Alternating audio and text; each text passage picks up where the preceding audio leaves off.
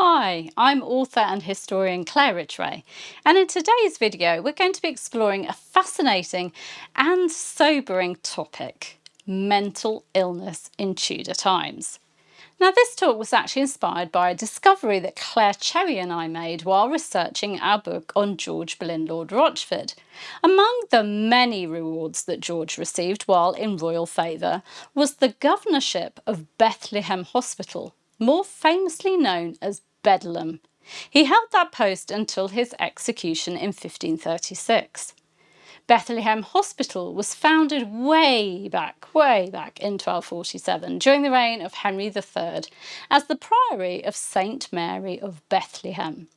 Originally, it was linked to collecting alms for the Crusades, but over time it evolved into a hospital for the needy. By the 1370s, under Edward III, it had become a royal hospital. And then, under Richard II, it began its transformation into a hospital for the insane. By 1460, it was a specialist institution for those deemed mad. And yes, it's from here that we get the word bedlam. People could even buy tickets to watch the inmates for entertainment. Horrifying to us today, but a grim reflection of early modern attitudes. Interestingly, Bedlam survived the dissolution of the monasteries relatively intact because it was already under royal control. It ended up jointly owned by the Crown and the City of London, before eventually falling under the management of Bridewell Prison. That's when conditions seriously declined. Amelia Skeets explains that once Bedlam was no longer a charitable institution, only patients with hope of recovery were admitted and families were expected to pay. Treatment was limited, a few medicines, but mostly constraint, solitary confinement and beatings. And medicines? Well, those were extra. Institutional care in Tudor times was rare. Most people with mental illness were cared for by family, or in some cases by monasteries, which is why the loss of monastic care during the Reformation had such a profound impact. Bedlam was the exception, not the rule. By the end of the 16th century, only a few institutions, for example Chichester Hospital, offered mental health care. But what qualified as mental illness? Well, what we now recognise as epilepsy and learning disabilities were classed as mental disorders too. Historian Marilee Hansen lists 5 common types. 1. Melancholia, depression or apathy. 2. Mania, violent, agitated behaviour. 3. Delirium, often caused by fever. 4. Amentia, loss or lack of mental capacity.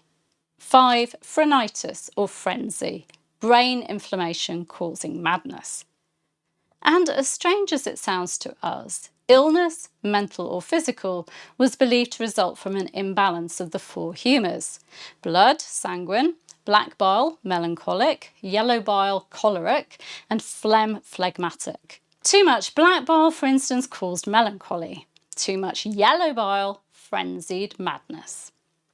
A 13th century writer, Bartholomeus Anglicus, described melancholy as making the skin go blue or black, creating strange tastes in the mouth, and causing fear, sorrow, and even a desire for death.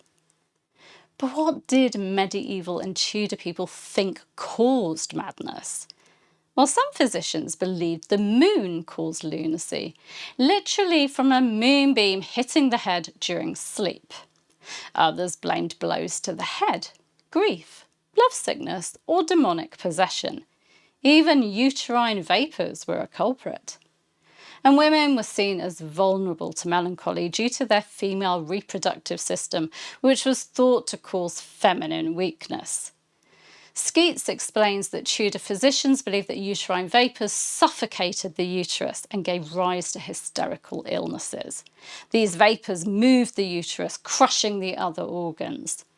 Their cold, moist bodies were thought to be prone to imbalance. And pregnancy?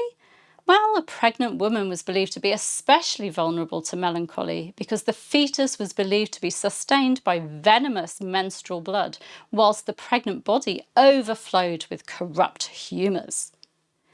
One real historical figure who was said to suffer from melancholy, Queen Mary I.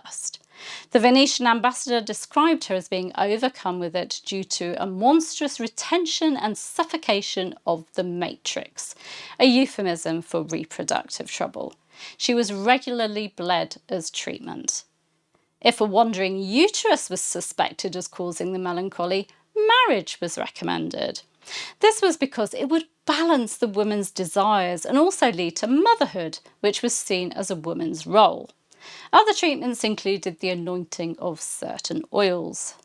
Phrenitis or frenzy, that was considered far more serious. It was linked to rage, violence or incurable madness.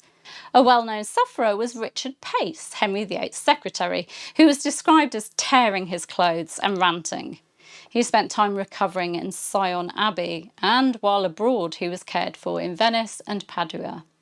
Then there's Jane Boleyn, Lady Rochford, who suffered a breakdown after her arrest in 1541. Her condition was so severe that King Henry VIII sent physicians to treat her and then changed the law so that she could be executed despite her mental state. Sleep disorders, paralysis, apoplexy, epilepsy, dementia, night terrors, these were all considered mental illnesses. Treatments range from herbal potions and pottage to sailing trips, soothing music, bloodletting, and Holy Communion. Surgery was also an option. In one grim case, a man's skull was drilled to remove a suspected bladder in his brain. Unsurprisingly, he died shortly after. Shakespeare's son-in-law, Dr. John Hall, treated a 17-year-old girl with mental health issues using enemas, laxatives and purgatives, as if her illness could be purged from her body. And if you wanted to prevent mental illness, well, physical exercise, study, meditation and avoiding sin were all recommended. The line between mental illness and demonic influence was rather thin. The Malleus Maleficarum claimed mental disorders were caused by witchcraft. Some judges, like Reginald Scott, argued that accused witches were actually mentally ill. Yet some mentally ill people were seen as divinely gifted and held in high esteem. Historian Susanna Lipscomb suggests that many, if not all, of the court fools of the early Tudor period were natural fools, that is, people with learning disabilities who were seen as incapable or insensible of their actions. Yes, they were laughed at, but they could also be elevated, being considered holy and as incapable of sin, hence their good treatment and status at the royal court. But how were mentally ill people cared for? Well, non-violent individuals were typically left to family. Violent cases went to places like Bedlam. Beggars with mental illness filled the streets. Legally, sufferers were classed as 1. Idiots who were mentally ill from birth. The monarch was given custody of their person and possessions and was responsible for their care until death. At their death, their property and possessions would go to their family, their heirs. If there weren't any heirs, the monarch would keep it. 2. Lunatics, where illness developed later. Their possessions stayed under their control in case of recovery. And in Tudor times, the Court of Wards would control what happened. It had been around since Edward I's reign and claimed the wardship of all born fools. It determined a person's idiocy by inquisition. If a person was deemed an idiot, their lands, property and inheritance were seized by the crown. If they recovered and proved their health to the chancery, then they could also recover their possessions. Amelia Skeets points out that the Court of Wards does not seem to have exploited people with mental disorders. For example, when Roland Lee, a London merchant, suffered with melancholy following the death of his wife, he was deemed to be a melancholic lunatic and I quote, insufficient to govern those things which he hath. However, his brother appealed on his behalf, denying the lunacy and giving names of those who could be examined regarding this. His brother's plea was taken seriously. Doctors examined Lee and concluded that, for any lunacy or distraction there appeareth not any to us. So his goods were returned. His goods were held while he was deemed mentally ill, but returned when he was deemed to be recovered. Skeates also writes about Henry VIII's poor law legislation mentioning the mentally ill, which it had to really as Henry was busy dissolving the monasteries that usually offered charity and care to the vulnerable. The legislation stated the person naturally disabled either in wit or member as an idiot, lunatic, blind, lame, etc., not being able to work, are to be provided for by the overseers of necessary relief and are to have allowances according to their maladies and needs. In Elizabeth I's reign in 1598, the poor law stated that the impotent poor, including those suffering with melancholy, were to be provided with necessary places of habitation. Their family were to pay for it, but the parish could help when needed. Mental illness in Tudor times was a complex mix of medicine, superstition, religion, and social pressure. Treatments ranged from the gentle, music and herbs, to the horrific, confinement, beating, even surgery. And yet there are glimmers of compassion too. If you'd like to explore this further, I highly recommend Amelia Skeates' thesis, Rationality and Reality, Perspectives of Mental Illness in Tudor England. It's a fascinating read. Thank you so much for watching. I am melting, and if you found this video thought-provoking, do give it a like, subscribe, and let me know your thoughts in the comments. I hope this has been enlightening to you. Take care, and I'll see you very soon. Bye bye.